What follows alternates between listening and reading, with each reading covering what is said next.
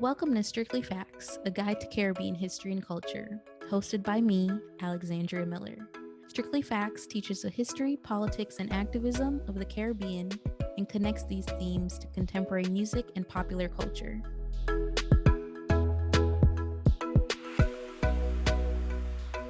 Hello, everyone. Welcome to another episode of Strictly Facts, a guide to Caribbean history and culture, where we examine the histories, cultures, and social dynamics that continue to shape the Caribbean today. In this episode, we're exploring a topic that may seem small on the surface, grooming and hair, things like that, but is deeply connected to larger issues of colonial control, race, gender, and identity in the region. You may have seen the recent posts and, subsequent conversations on social media that went viral after a local school, high school specifically in Jamaica, deemed that they would bar girls from wearing edges this school year. And while that, I know from, reading it, that specific situation was really, um, it's a bit more complicated than our discussion today because there were concerns about safety and access to restrooms and things of that nature. It does tangentially bring this recurring issue that we have as we're talking about it today in terms of hair, grooming, and what is acceptable, quote unquote, in schools and in the workplaces. And so, grooming policies in schools, public spaces, workplaces in the region have long been shaped by colonial ideas, enforcing standards of appearance that reflect European notions of respectability, cleanliness, hierarchy, etc. These rules have historically policed Black and Brown bodies specifically, and the groups facing particularly harsh discrimination, while gendered expectations meant that boys and girls were often held to different standards. And so joining me today is my big friend, longtime friend. We met on a plane, is a whole story, but we won't get into the full story. My friend, artist, activist. He does many things, wears many hats.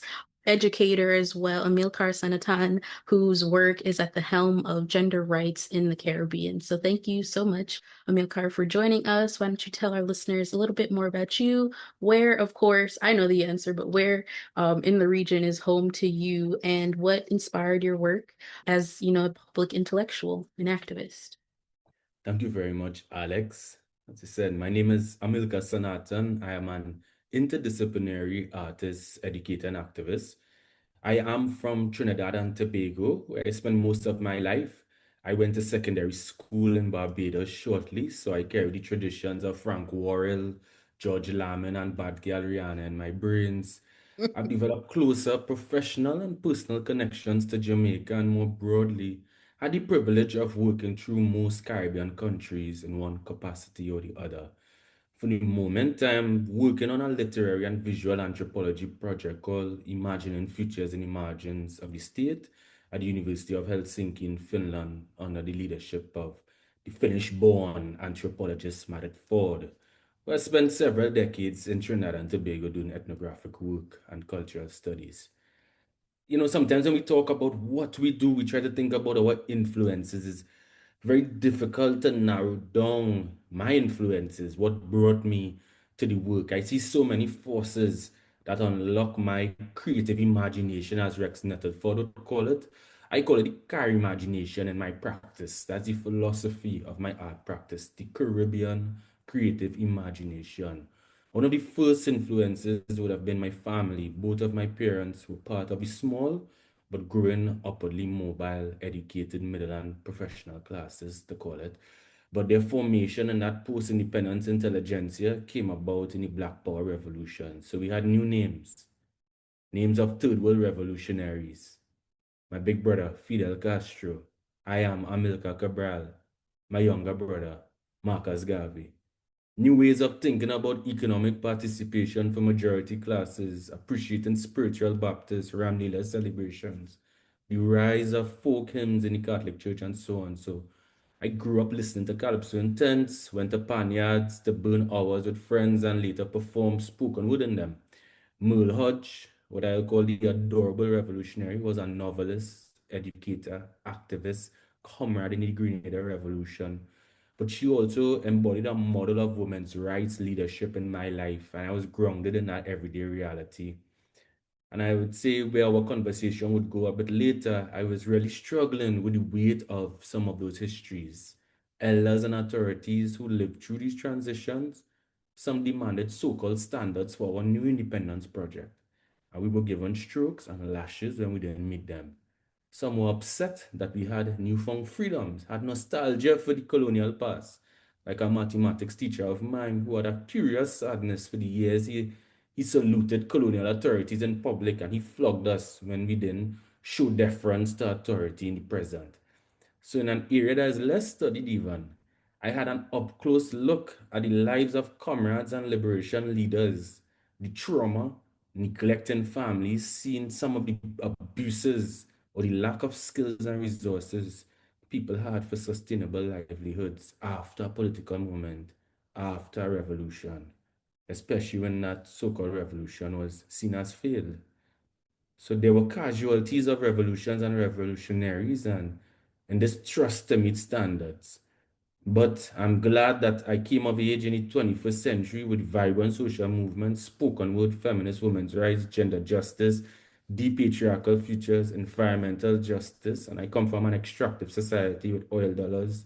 The youth movement, with its many tendencies, the youth movement had brought me into public policy advocacy, connecting with youth from Brazil to Peru to Belize to Guyana to St. Lucia. I worked in communities, development, research institutions, classrooms, and political parties. That is the world I've known. Hello. Thank you for sharing. I hope our listeners can tell from his introduction that this is going to be a very deep episode. When we were preparing for this episode, you were like, yes, I think we should call it the coloniality of grooming. And so, just so our listeners understand what that means, I looked it up before we started. So coloniality refers to the lingering structures of power, knowledge, and ways of being that persist long after formal colonial rule ends, and we can put that ends in quotes a little bit because has it ended? But another conversation.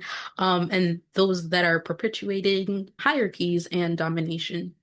So that I think is sort of foregrounding the root of our conversation in a lot of ways, because while, it can certainly be argued that some of the more recent occurrences that have challenged hair policies and grooming, what is socially acceptable hairstyles in schools and things like that are, for some of our islands and, in Jamaica and Trinidad's case, certainly in independent spaces, what do these things come from? What are they rooted in? And how do they continue to perpetuate today is something that I definitely want us to underscore. Yeah, I like to work through the bacchanal.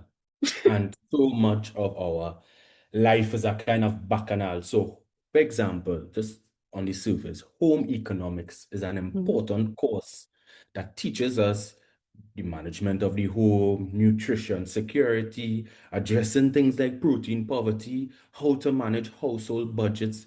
But that has been so feminized, and that is connected to a larger imperial project of teaching girls in particular how to be respectable ladies. And it even took on this kind of social work function in the post-independent state. So we have to sometimes unpack things to see the received meanings.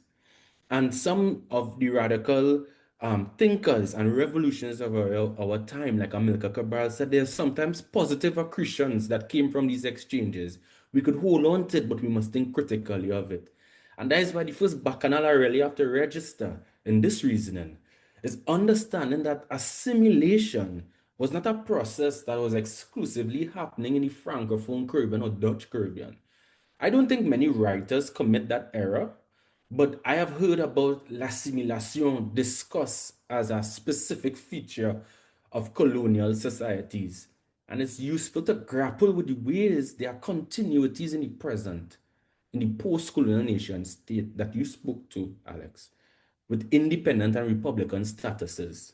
So Alison Bashford, an Australian-based historian, published a particularly insightful book in 2004 called Imperial Hygiene, A Critical History of Colonialism, Nationalism, and Public Health. And she talks about that concept of imperial cleanliness, which was part of the colonial project, which is very much part of urban planning and renewal development that I study with latrines and the eradication of pit latrines.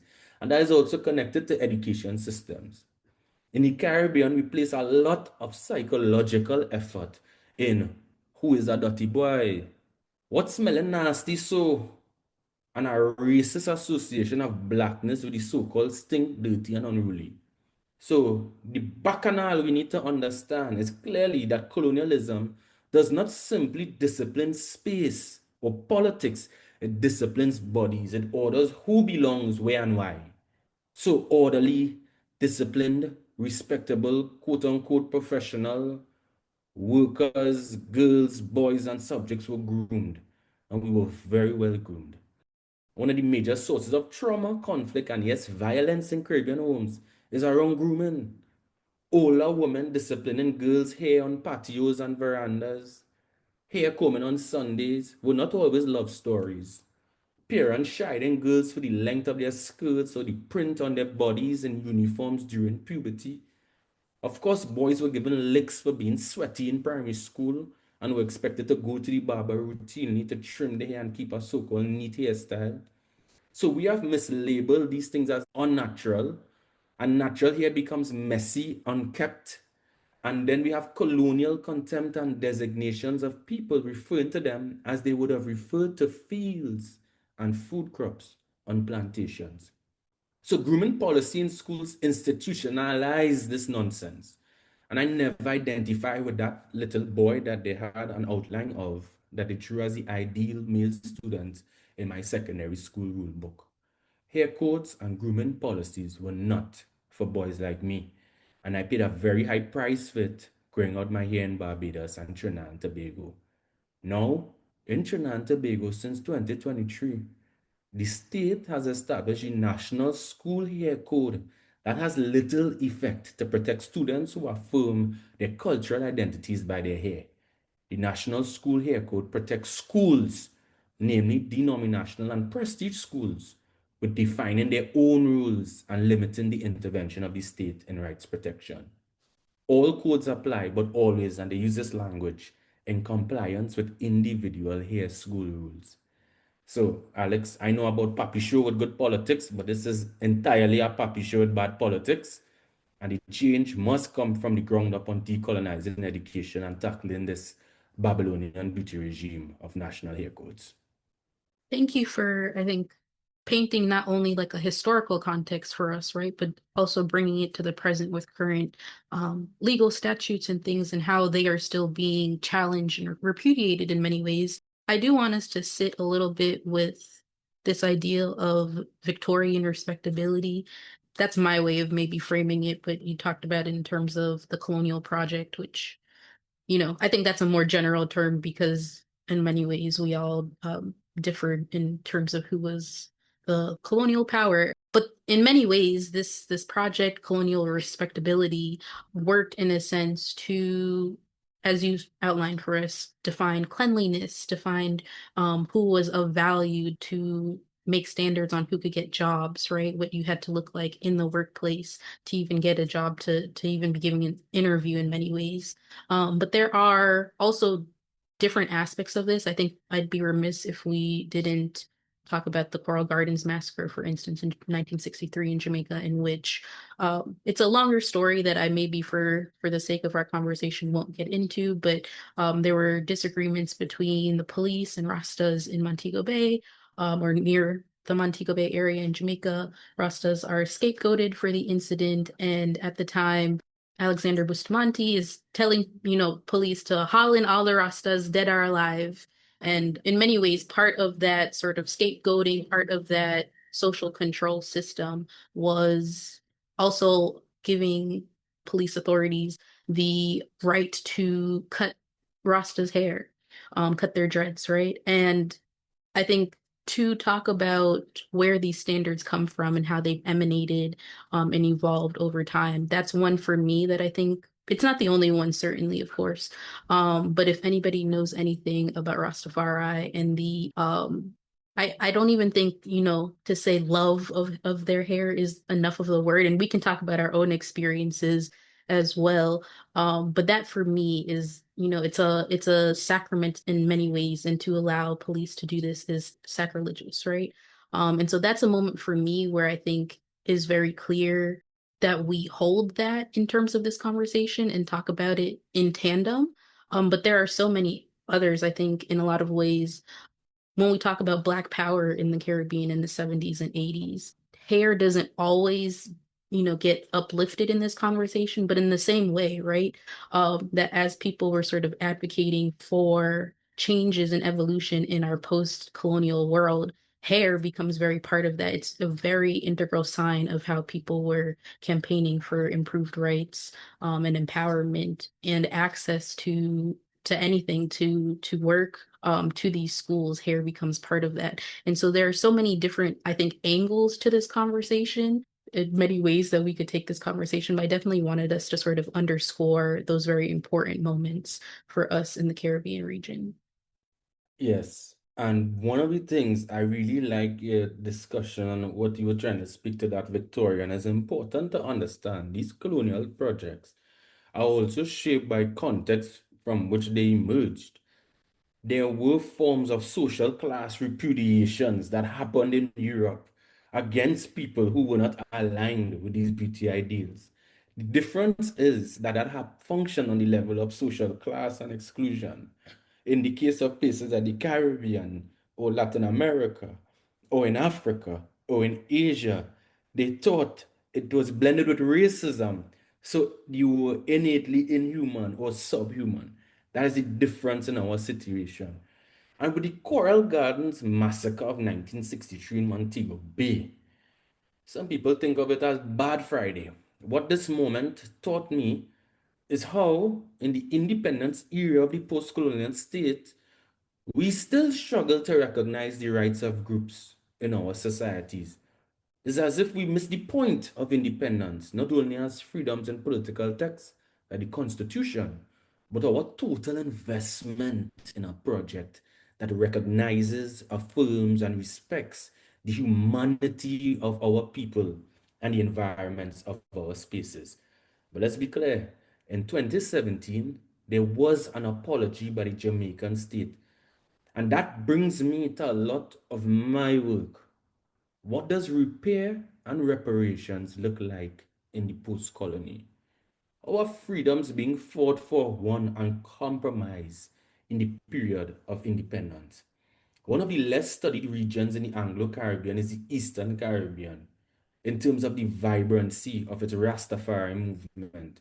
We have Rastafari who were put in jails for marijuana possession, killed in unclear and uncanny circumstances without serious justice, and many individual students protesting the domination of colonial school rules against their individual expression. How do we reckon with these histories and move forward?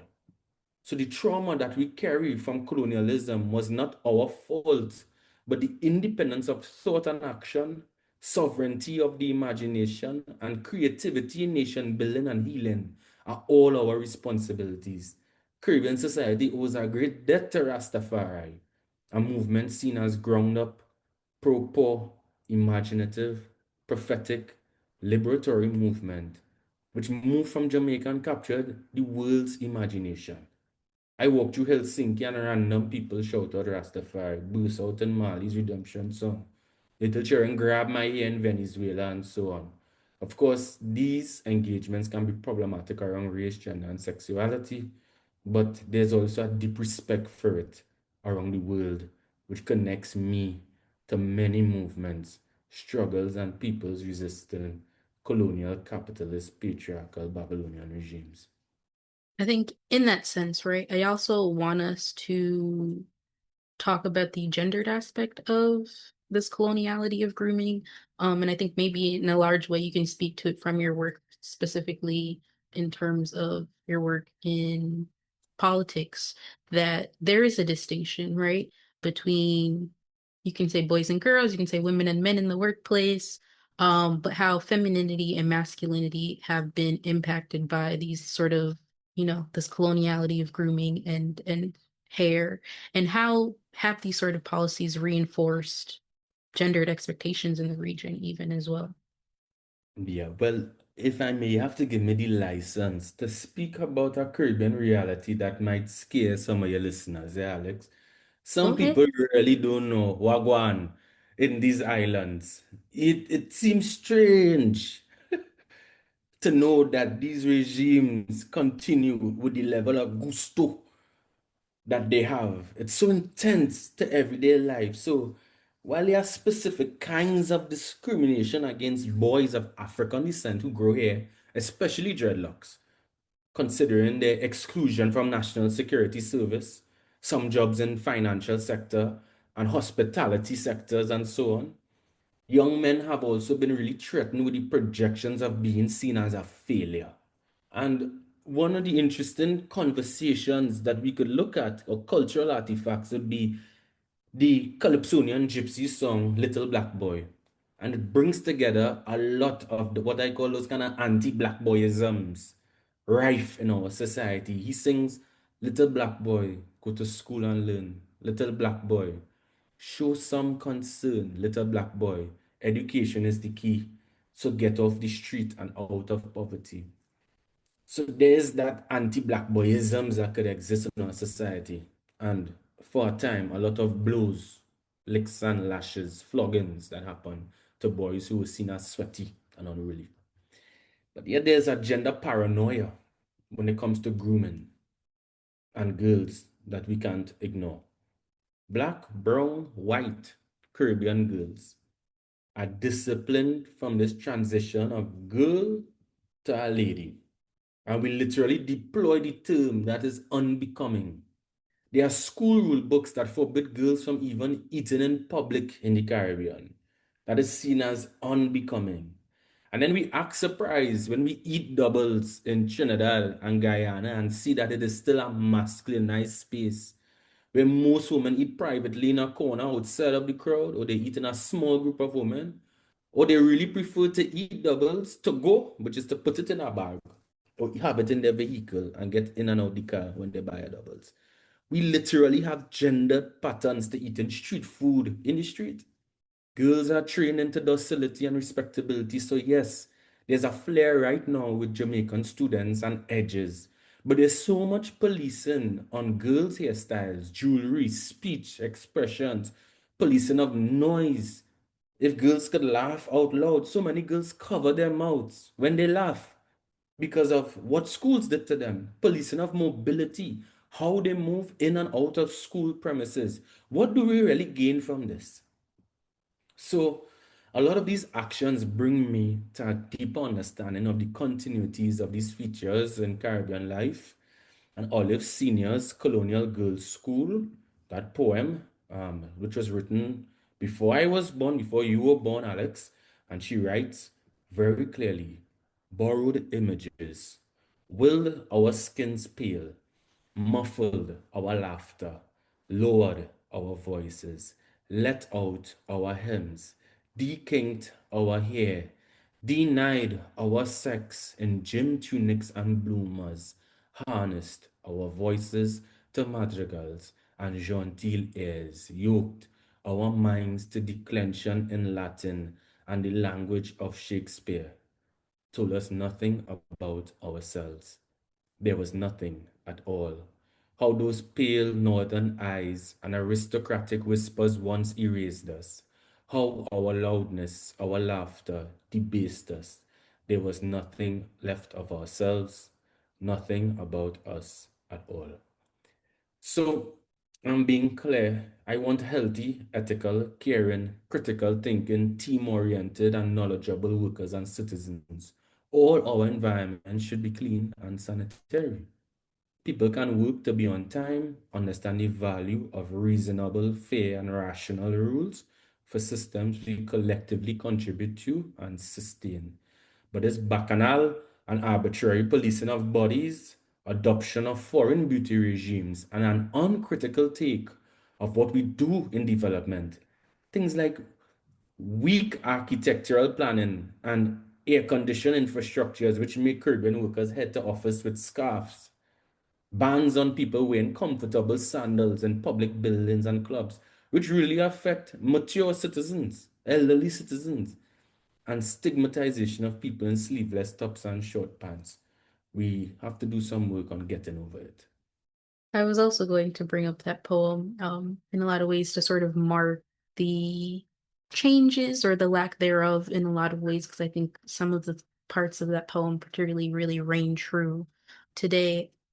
I think you had brought up the policy changes earlier, and I think that sort of, if I'm not mistaken, went with the Trinity College graduation incident in Trinidad, in which some boys were trying to wear braids or cane rows, cornrows, what may have you, to their graduation and were barred from attending. I think that also brings to light the Kensington primary school case in Jamaica, which went through several court sort of situations to sort of eventually, rule that this child who had locks was able to go to the school. The moral of the story is they were trying to bar the child from going to the school because of her locks. And it was ruled that, that wasn't a suitable reason to bar the child. There's nothing in terms of the policies on how children had to appear in this school, that was sort of a part of that. But I definitely want us to speak to a point that you have brought up, that it's more than just, oh, your hair is unkempt, quote unquote, and how this affects the person, it affects how they move in the world. It also affects access in a lot of ways. If your school has deemed that your hair isn't appropriate, now you're missing a day of class, right? Now you have to go home, you have to wait how many days, and I don't believe in the sort of, oh, it's the child's fault or oh, it's the parent's fault, because there I think are many complications, to sort of place the blame in that way. But I'm really particularly keen on this conversation of, education and how much school can be missed as a result of this, right? Where are we sort of drawing the line between what is acceptable and like students need to learn? And I think the part of me that's very striking is oftentimes students are, when I see videos that go viral, people are like, yo, I want to be at school. I want to be in my social studies class or whatever it is today. I want to be in my English class, and they're sending me home. And so that is something that I also want us to unpack a little bit, because it impacts learning. It impacts, as you noted, how we evolve as citizens, and place our sort of part in the world, and even how and when people choose to sort of reclaim this autonomy over their hair, their bodies, etc. Thank you, Alex. And shout out to Trinity College, my brother's school in the US. And but that is directly related to my reasoning. My first public activism was on challenging hair codes and school grooming policy.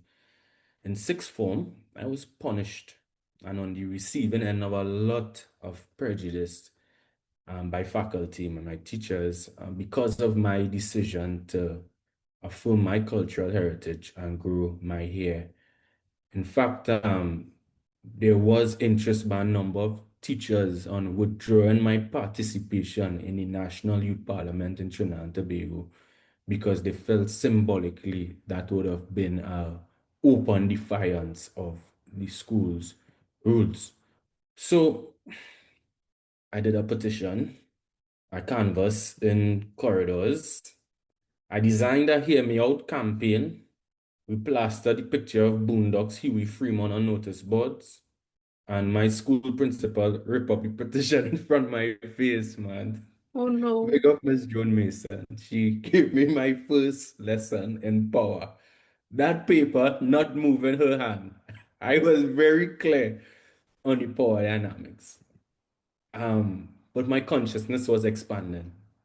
And at that time, I read the edited collection, The Black Power Revolution 1970, a retrospective, edited by Selwyn Ryan and Tyrone Stewart. Now, anybody who knows that book, that's really a book of conference proceedings from kind of 20-year retrospective conference on the 1970 revolution. I think it was out in 1990. So that is very testimony based. I got a good sense of how people were reckoning the afterlives of the revolution. And it had an interesting temporality. I was asking questions of myself in 2006, 2007. What did that mean for me? So it it was really a first introduction into public politics, intimately understanding the politics of change.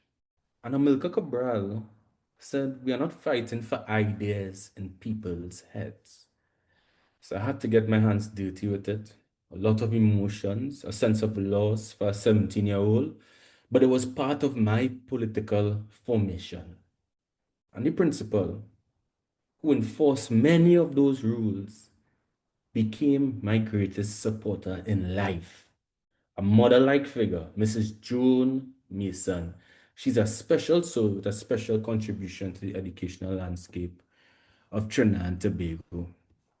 And if I may, I would just like to read a poem to honor what she has done for many, the lessons she learned with my intervention, and the lessons I would have learned with hers, and a lesson in compassion, and also to honor my mother. I wrote a poem at that time in my mother's backyard for Linda Claudia Defoe and Mrs. Joan Mason.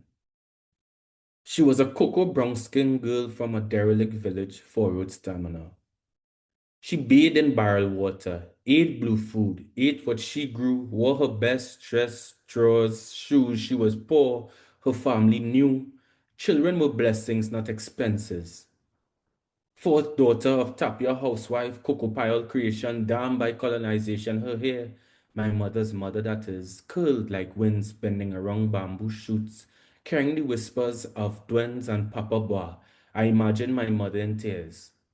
My grandmother with a rat-tail comb ordering the dense forest of her daughter's hair. Years later, never would she have known she would be tugging the hair of her son in the patio at the back of the house, my mother that is. As a child, they called me wild, uncivilized. For my mother, I was root, root in our backyard, root in the bush, root in history. At times, she requested, "Cut your hair, son, cut your hair." On my way to school, "Cut your hair, son, cut your hair." But I admire your power to fight for what you believe in, your head hard, just like your father's. So the cases of Trinity College, Mocha, and Trinidad and Tobago, and Kensington Primary School in Jamaica are major news stories, but this is something happening in every Caribbean school, parish, and jurisdiction. And I have communication from people in Belize and Barbados who reaching out to me on this matter. I've met with comrades in St. Lucia who are addressing this issue decades ago, before you and I were born. So our politics need to match a liberation project much more than the kind of competition and management models that dominate our systems at this time.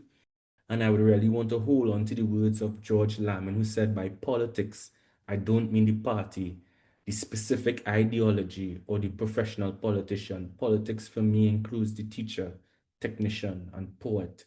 Politics is a collective enterprise by people who have been given the opportunity for the first time to build a society the way they want to build it." Thank you for sharing not only your poem, but also I think this idea of change and evolution as it goes. I feel like in parts of our conversation we've been like, we haven't changed enough, which is true. But there have been incremental changes, right? I think even for me, um, although this it's from a different perspective in a sense because I went to school in the US, so I didn't have the same experiences of the some of the cases and students we're talking about in the region. But my family's response to me locking my hair was very was very much so why? And I don't think this is a good idea. And maybe she's just going through a phase, and all of these things. And now we are almost a decade later, and people have been like, say, and wanting to know who does my hair because if when they're going home, they think they want to. And so I will say that, it might not necessarily be on the scale, um, of the schools and some of the conversations that we've been having today, but I have definitely seen more intimate changes and evolutions. People have said things to me a decade ago that they probably don't remember that. Naturally, I would not forget. But the things have definitely spun around and they've change and evolve. And I think that's also in large way credited to social media in some ways, but also this sort of more acceptance of natural hair from a global perspective, I will say. There is a current act in California. It's the Crown Act of California, which has prohibited discrimination based on hair texture and protective styling associated with race and national origin. And so, as our listeners might imagine, was really heralded by Black women who were, being told that their hair wasn't acceptable, whether that was, their own natural hair, wigs, weaves, protective styles, etc. I bring that up just to sort of say that, there are some changes, and I think in some ways things that we can learn from one another as a diaspora are very important. And I would love to see something like that sort of replicated in a Caribbean way for us to sort of break down some of these barriers. My listeners know that this is one of my favorite questions. You have brought several to the fore already because you brought the Colonial Girls poem, you brought Little Black Boy, but I didn't know if you had any other favorite instances of how, hair abundance and celebration shows up in the Caribbean, in terms of, how we feel about our hair. Yeah. I may have to betray a question That by sounds like saying you have a whole list. I have, but I want to give her a warning. I want to give her a warning. I have to cite the great 20th century philosopher of the African Atlantic philosophical traditions, Robert Nesta Marley, known as Bob I didn't Marley. know where you were going with this, but yes, continue. Continue. He says, you're running and they're running and they're running away. You're running and they're running and they're running away. You're running and they're running and they're running away. You're running and they're running, but you can't run away from yourself. Can't run away from yourself. Can't run away from yourself. Can't run away from yourself. Can't run away from yourself. I don't know how much times Bob had to tell you. You cannot run away from yourself. And I think that song, poem, prophetic warning, custodianship for Caribbean societies allows us to protect what we are doing here on this nation building project. I would also say we could look at Colin Robinson's collection of poems. You Have You Father Hard Head. It's published in 2016.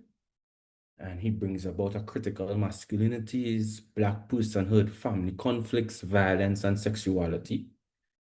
And then third, this is really a shout out. I want to hail out the increasingly several young women educators in secondary schools, African and Indian, in the Caribbean have been hosting natural hair days.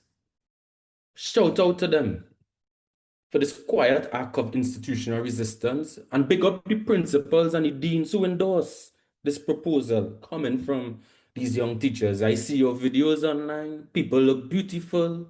Good things. My secondary school has since changed their approach to boys growing hair as well. And I see their efforts to have what we call ethnic wear days, where children dress in saris, dashikis, indigenous and Chinese clothing. So big up Bishop Ansi Trinity College, East Trinidad and Tobago too. Thank you. I think I'm glad you betrayed the question a little. As much as I'm always keen on us upholding, how this work shows up in our popular culture, there is also so much work happening on the ground. So thank you for upholding, these changes and ways that these things are evolving in schools. My last question I definitely want us to end on is that given sort of how things go viral now and how things are changing. What do you hope our listeners take away from the historical and contemporary significance of our hair and the coloniality of who we are in Caribbean societies today? I'm talking to every student who's discerning. I'm talking to every parent, every uncle, every tanty, every auntie, every aja, everybody in the Caribbean. I'm talking to scholars who study our field and region. understand the Caribbean present as much as you can. I want people to be ethnographically present in Caribbean society and space. We have passionate conversations about youth and discipline, but we could also have passionate conversations about personal and collective freedoms, human rights, dignity, a culturally grounded way of life, systems, and nation building. How shall I live? How shall I govern? And we could pursue these questions beginning with ourselves, reckoning with our histories, and imagining sovereign futures. We also have the right to beauty, beauty in our eyes and self-definition. We must be beautiful on our terms, and we could show the world that. That's a beautiful note to end on. I thank you, my friend, for joining me for this episode. I hope our listeners walked away with as much as I did, because I think in a lot of ways, the conversation, as we've highlighted, is multifaceted. It is a bit complicated. It's also nuanced depending on where we are in the region, right? And the many things that go with that. But it's one that I think was really called, for me when I saw some of those stuff going viral of late. But it's something that I would like to see not, be such a question, be such an issue recurringly. I would like to see our students in school. I would like to see, people not feeling like they are barred from getting jobs for whatever reason because of how they look. I would like to see it also not be tokenized, right? Where if you are a performer working at a resort, you might can have locks because you're doing the pseudo Bob Cent, Marley 5 cent, thing. 10 cent, dollar, Right. cent, But 5 cent, 10 cent. but if you're behind the desk or whatever, these are not. So all of these things to say, I think as you put it very well, love ourselves in all our dualities and all of our beauty. And so with that, as I said, thank you for joining me for this episode. It is a long time coming, and Miss Smartly Yeah, have you it up was. because a long time we do this, but nothing to do before it's time. So Long time we had a nice time. so thank you for joining me for this episode. Welcome. To our listeners, I will link everything that we discussed on the Strictly Facts syllabus, as you know. And till next time, look more. If you have any thoughts, if you want to connect with any of us, be sure to send me a DM, and I will, we can talk and take it from there. But till next time, look more. Thanks for tuning in to Strictly Facts. Visit strictlyfactspodcast.com for more information from each episode. Follow us at Strictly Facts Pod on Instagram and Facebook, and at Strictly Facts PD on Twitter.